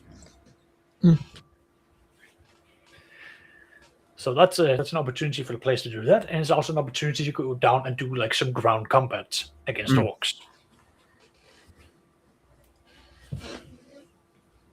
So that's if they want to do that. But additionally, up here, I've got what's called for the slave corridor. I am going to be bringing in pirates from the Badab sector. Specifically, Chaos Space Marine pirates. Might they have purple armor and green eyes? It is not Emperor's Children or any of it. No, it's not Emperor's Children, no. Who are you referring to here? Oh, technically, I was just referring to my cat Oh, right. background. Fair enough. Yeah. I mean, I can give them that color scheme, because why the hell not? And also, I mean, any Slaaneshi devotees are, always a good time. Yeah, I'm gonna have them primarily be non-aligned. Don't want to have anything overly specific. Maybe one or two that's going to be devoted to one specific, but the majority will be unaligned. Just to make it easier for me. Sorry? Chaos Undivided, then? Yeah, exactly. So just a variety of like mishmashed armors who have just like, we're taking any blessings that we can, and so forth. So they're going to be coming in. Because right now there's a big clusterfuck that's happening. The orcs over here has been broken. They've now retreated down here. The humans are preparing to like do a big fight against them here, like drive it down here. Mm-hmm. Siege cultists have been making their way out from this region, and they've taken over these planets. And they've been unopposed in doing so. Actually, more technically, they've taken over these planets. And they're currently making their way down to take over these, to be exact. So they're going to have to be dealt with. And the Inquisition has sort of gone, right, well, I'm going to be bringing in like 10, 15 Death Watch Space Marines to do assassinations, to like really hammer home the destruction of this Orc Ark to speed up the process. And I suspect that by the time like he can actually sort of like have them, the players are going to be like, hey, by the way, Inquisitor, Necrons. And he's going to go, fuck.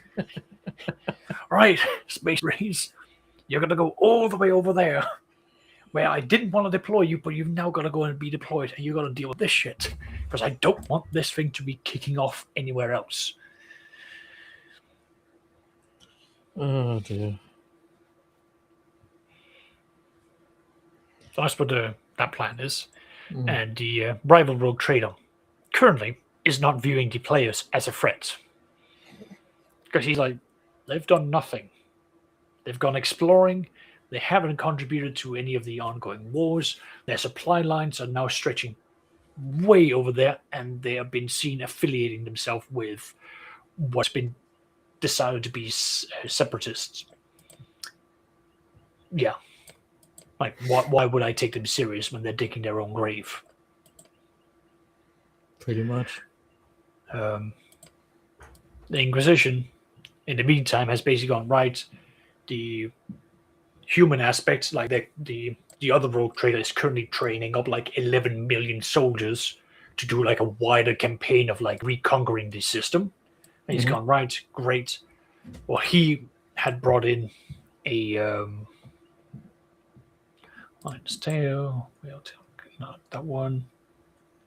He had brought in a Imperial Guard commander with like about like 2.6 million soldiers, and he has now basically told her, okay, you've done a really good job in this area, and you've basically helped like defeat the orcs and the rancors.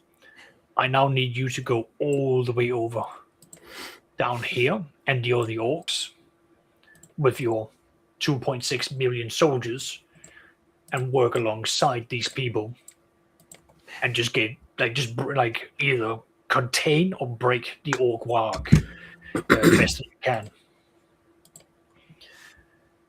And while she's going to go over there, she needs to refuel at the Federation's the Trade Federation's capital. The Inquisition has put a spy on her ship that's going to detach itself in the Federation. And I'm just going to go and see if I've got, I think I have it in here somewhere.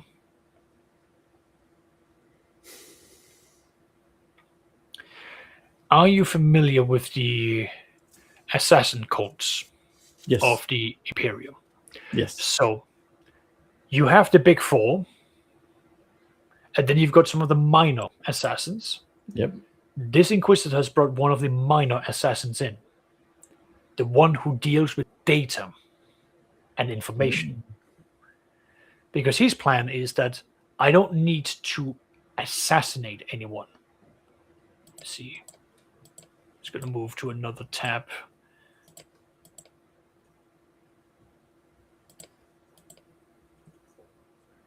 I don't need to assassinate anyone, but I'm going to need all the information that I can acquire from these quote-unquote secessionists.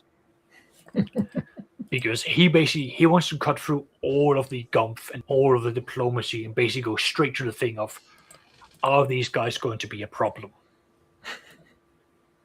And the answer is, they will be a problem if the leadership does not align with understanding that paying taxes is a requirement. Mm. So once that has been gathered up, the Inquisitor is going to go to the players and basically go, hey, what's your understanding of the Federation? What's your stance of this? Like, so on. Like, basically, so sound like, do you think that they will align with the Imperium? He's going to go and basically check that around. And if it becomes a problem, it will be a case of like, right, well, I now need to go and do the busy work of talking to the navigators and the higher guilds that there is now a navigator guild that needs to be re-educated. And that the higher-ups have to basically sign off that either this guild realigns or they're exterminated. Mm. And then there's going to be the diplomatic thing of like, the Federation is going to be approached and basically go, hey, you are doing all of this. You claim to still be loyal to the Imperium. You now need to start paying back these taxes, and it needs to be done in the way that it's always been, which is you pay the local governor or the local sector governor, and he pays it onward, which is the very thing that they always say, like, we will not pay the local governor, even though they're dead, they're corrupt. We will only pay to the Imperium directly. But that's a level of resource waste that the Imperium does not want to do. So it's like, well, you see, from the Imperium's perspective, we weren't giving you a choice. Your answer is no. That leaves us to one position, and that is to make sure you are becoming compliant again. Now,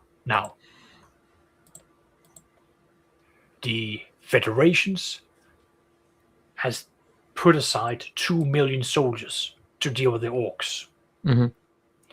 The Imperium has put aside 2.6 million soldiers to go and help them in the same system. The Federation soldiers are basically force conscripted, like every third child of every family must be sent to the army. The Imperium soldiers are professionals. Mm. So, if the diplomacy falls down, the Inquisitor can go, right, cut it all off.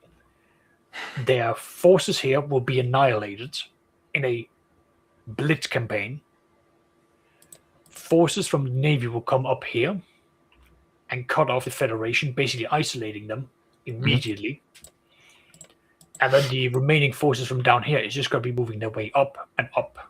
And the only thing that they have to deal with is the minefield that the Federation has put around themselves. But that's fine. They've got all the time that they now need to work through that. Oh, jeez. By the way, Game Masters, I do have something I want to ask you about too later. All right. That is the current setup for the campaign. This is what the players are going to be up to. And the wider thing is very much that. And there is a Adeptus Biologus Chaos Group that has that's getting ready to basically bombard this region with viruses that will attack the food supplies. That's one way to do it. That's one way to do it. This will give the players the opportunity to swoop in and be like the saviors. But that means that they have to make some decisions because their agricultural planet is about to like hit the next point where they will have to make a decision of like what branch are they going to go through? Are they going to be protecting its people, its cultures, and how they are, and like developing strong ties of loyalty? Are they going to go full commercial agricultural planet and increase the money at the cost of, happiness and a little bit of order? Or like I'll find like a third outcome that they can choose, and the players can like make up their fourth outcome. Mm-hmm. So there's going to be a whole bunch of like chaotic moments that's going to be coming in for this year's campaign.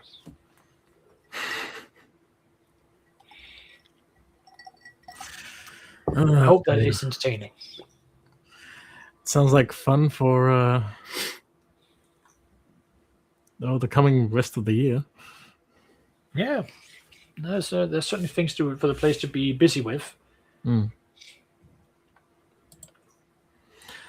All right, Game Masters. Or Dot. Whichever one you like to go with. Now, I did watch your Dungeon Masters finale video. And I remembered that I wanted to bring it up for discussion. But for the life of me, before we started the stream, I forgot what you had specifically said during the video that had made me want to do that. So did you want to talk about Dungeon Masters and any thoughts and stuff on it with us? And hopefully that will jog my memory and then we can have a conversation. Not really. No? I mean, my only revelation about it was that, I've never been a fan of live actual plays. But I gave this one a fair shake. Was somewhat pleasantly surprised by it. I think the main things that I got out of it, why I liked it over other stuff, is for the most part they were 45 minutes to an hour long, as opposed to Critical Role that was like 2.5 hours long. I just ain't got time to sit down and watch something for 2.5 hours. Yeah, an hour and 45 minutes. I think I timed the first season all up would take something like the better part of the majority of a month. Yeah. End to end to watch because of some episodes going for almost 7 hours. Oh, geez. So, that's too much. That's too much. So I don't know. I think that had a lot to do with it. The time frame. I was also kind of surprised that the season is already over. It went for 8 episodes? They've got 4 more episodes of I don't know if it's going to be a second season. I don't know.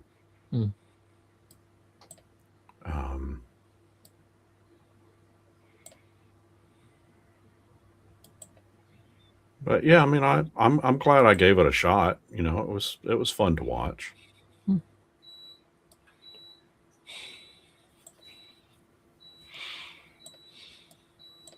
Don't mind the beeping.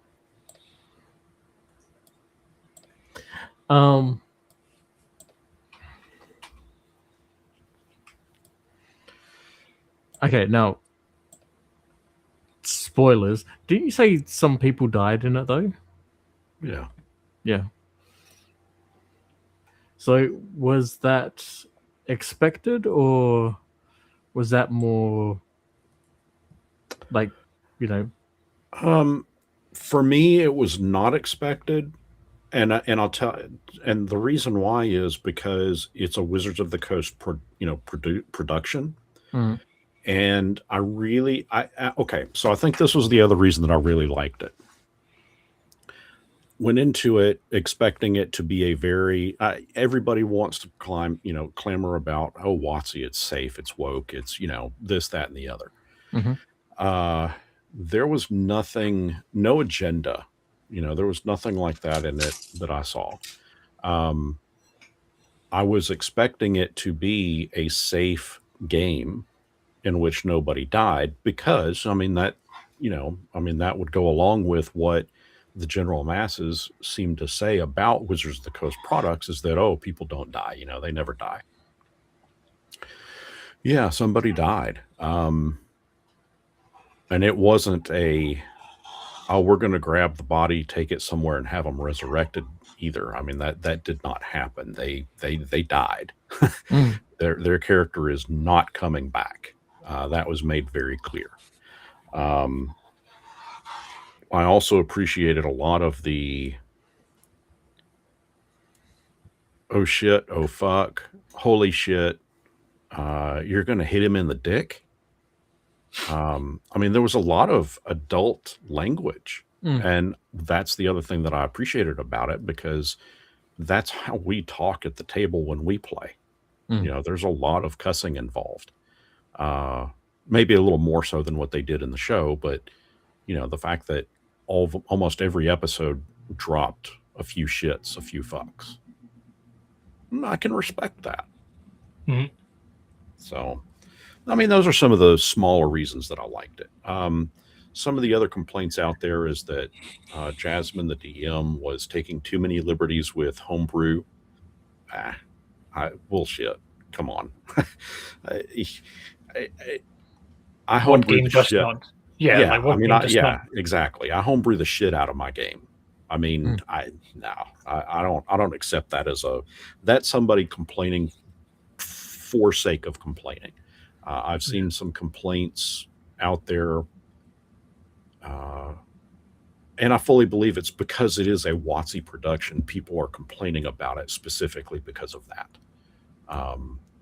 I also reckon there probably is a legitimate segment of the D&D community that's left that is quite spicy about things being done rules as written, because they probably believe that what C have written is some kind of gospel.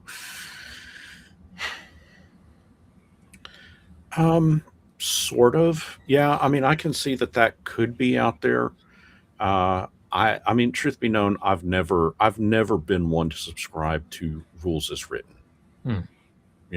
I've said it before, and I think I've said it before on this channel, that, if I'm in the DM seat, what my ruling is what goes. Now, I'm going to give you full opportunity to, sway me.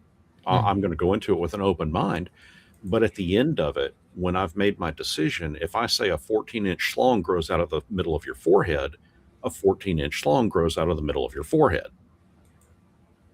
Take it or leave it. That said, I've never had to, make that ruling. But that specific wording is what I tell every group that I play in session 0. Because I don't want to sit there and argue about the rules. I don't want to take 20 minutes to look up the wording of something in the middle of playing. I'm going to make the ruling. We're going to move on. If I was wrong, fine, I was wrong. I'm feeling personally attacked here. Do what? I'm feeling personally attacked here. How so? Oh, just, we won't get bogged down. We'll just make a call and then move along. And see how you have described how your games go. at least how that 3.5 game went. Yeah, and because I've been a part of that kind of stuff, and that's not fun. It's not. It's just not fun for the players. And so, I mean, we just, we push through it. And so, yeah, I mean, I guess I can see some people out there getting all up in arms about rules as written versus rules as intended. But I'm just going to go along with what makes sense. Mm.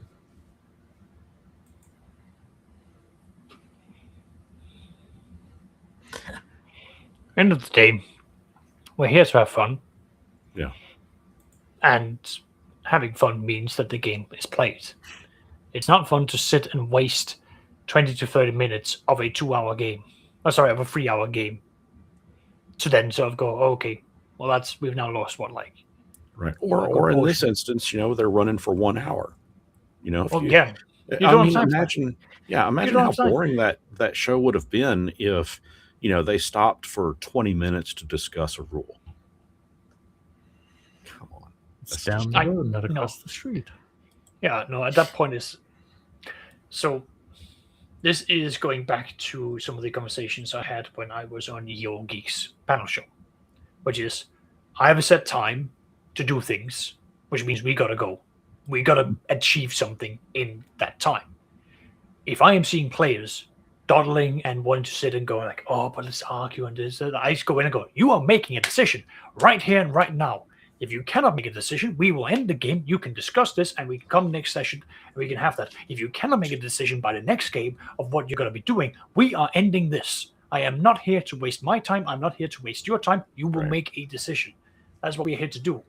And I know that there's, when I was discussing with EO Geek or John, he would be like, oh, but I like to, sit and do this and so on and just let the players, fit this. I was like, no, I've got shit to do. I've got characters to play. I've got dice to roll. I don't have time nor the interest for discussing how to open a door.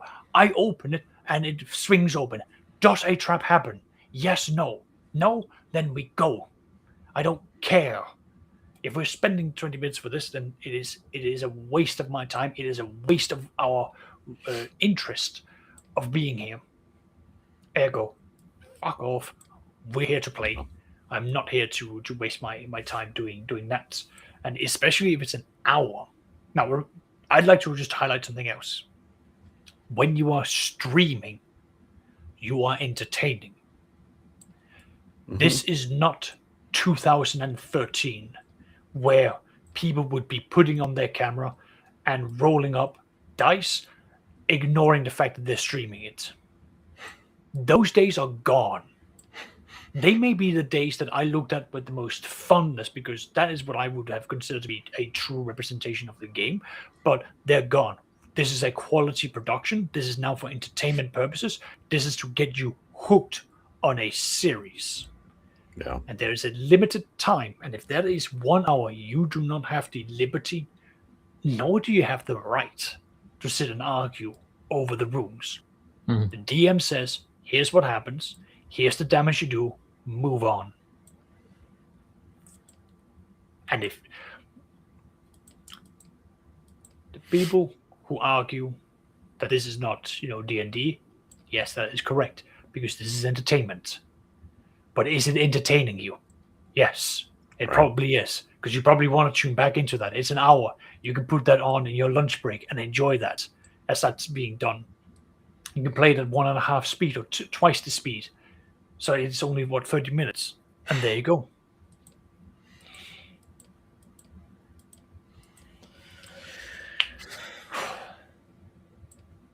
I am personally tired that people think that they have the right to give any form of criticism to these things. But the right that you have is to say whether or not you want to spend the time doing it. So move on with your life. You don't want to watch it? Great, don't watch it. That's it. That's how you vote. Yep, pretty much.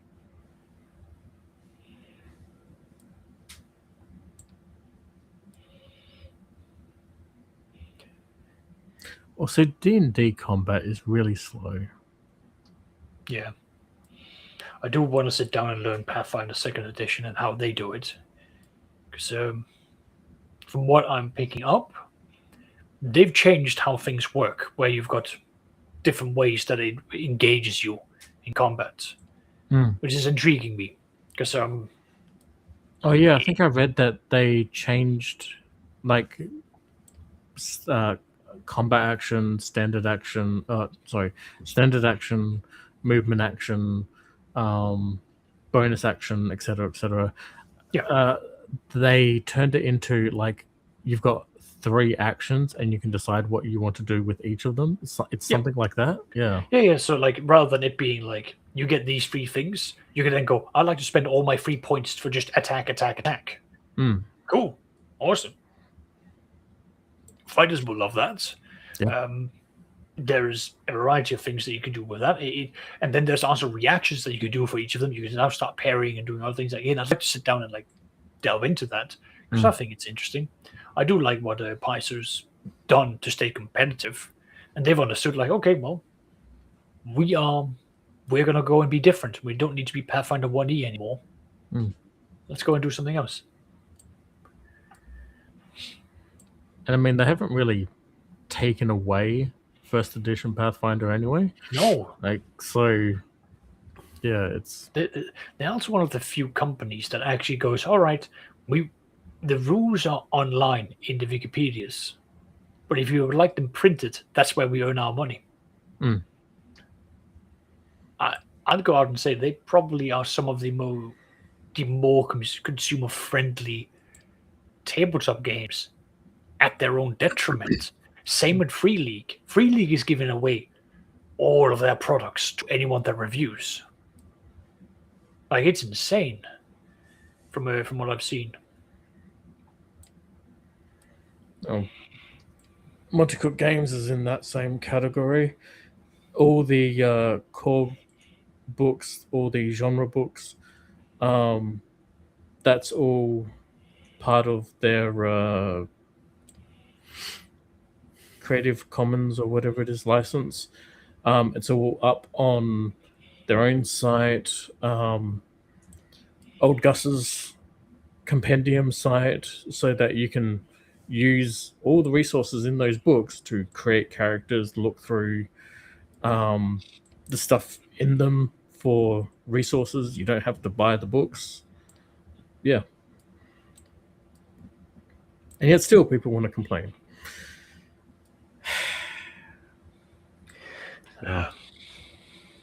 I'm not. That point was not necessarily for MCG, but like companies like that, Paizo, Free League, they'll still complain about them, and it's just like you can literally not pay nothing and play their game. Yeah.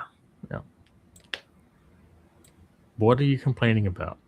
Oh well, D&D, and there's your problem. You're an indoctrinated fucking idiot.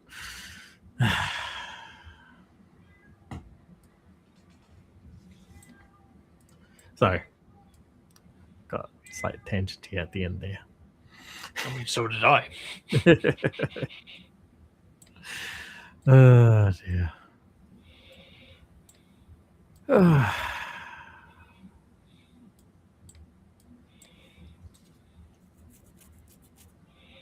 Well, yeah.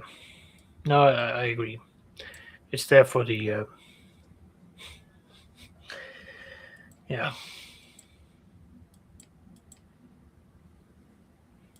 It's definitely a thing. Indeed. I don't know. Seem like a good spot to end it. Yeah. Yeah. Yeah. Yeah. Might as well. I forgot to change, even though I put the thing over here to change it to that one, and I forgot. It's because I just keep on ticking over. Ah, well. I don't know. This was our stream. If you come to Australia, make sure to order an abortion. And try out all the fantastic local coffees. Yes. And if you come to our country expecting something as is in your country, that's on the other side of the planet and you can't get it, or you get something spicy and complain that it's too spicy, maybe you're the problem. Oh, and leave the fucking wildlife alone.